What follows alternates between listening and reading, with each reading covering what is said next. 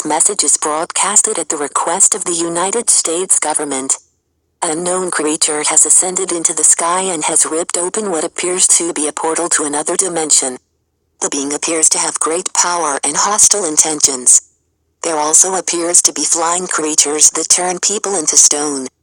Remain indoors at all times and go to a basement or any underground shelter until further notice. If you do not have an underground shelter, put heavy objects in front of doors and windows or anywhere leading outside. Keep as much distance from you and outside as possible. Do not attempt to apprehend the creature as the capability of his powers are unknown at this time.